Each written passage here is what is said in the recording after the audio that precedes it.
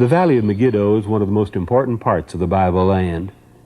It's a fertile valley in a strategic location.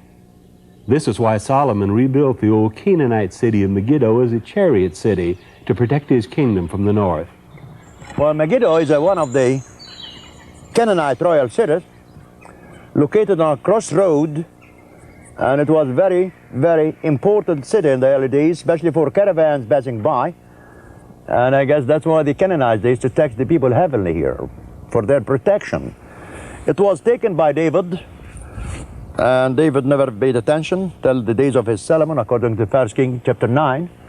Solomon built 3 cities of chariots. This was the most important one. He built one up the north under the name of Hazor, Megiddo in the middle where we are, and he built Gezer further south. This is the stables here where the 450 horses were kept, and this is what we call it a stone manger. It's very much, will explain the way the Lord was led in a manger in Bethlehem. That's where they used to put the sheaf, and here's the holy ring where they used to tie the horse. So this is a stone manger founded in the city of chariots of Solomon.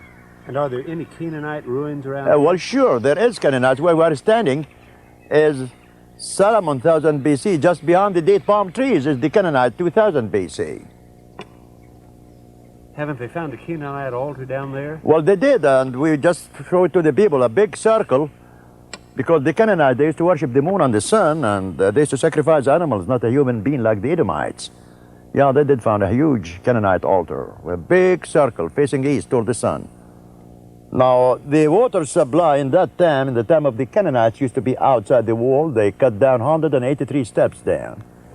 Then they cut a shaft 200 feet long, and they brought the water into the city. And after they brought the water into the city, they camouflaged the main source. That means nobody knows there is water running into the city of Megiddo.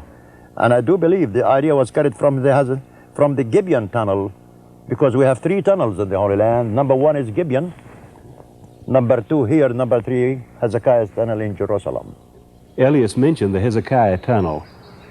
This tunnel was built by King Hezekiah about 700 BC to protect Jerusalem's water supply. It was a remarkable feat, cutting this tunnel through the solid rock for 1,800 feet.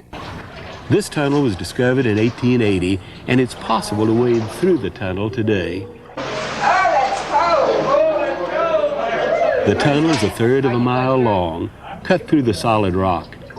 It brings water from the Gihon Spring outside the city wall to the pool of Siloam. The Gihon Spring had been Jerusalem's water supply from time immemorial. There's a restaurant right there. When you walk through this tunnel, you're hiking back in history 2,700 years to the time when Jerusalem was threatened by Assyrian siege. Hezekiah built this tunnel to provide a water supply for the city of Jerusalem. Without a water supply, the city would have been destroyed, taken to the Assyrians. And Hezekiah built this tunnel to make sure that there would be a water supply for the city. You read about it in 2 Kings chapter 20.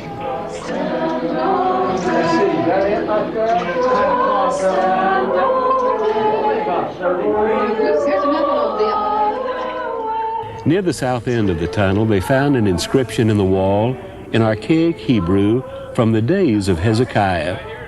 It's a vivid description of the day the tunnel was finished, how the 2 crews working from either end cut through the last 3 cubits of rock and saw the water begin flowing through the tunnel. All right, I got you. Step on the left-hand side, on the left hand first. We come out of the tunnel at the pool of Siloam. This is where Jesus healed the blind man in John 9.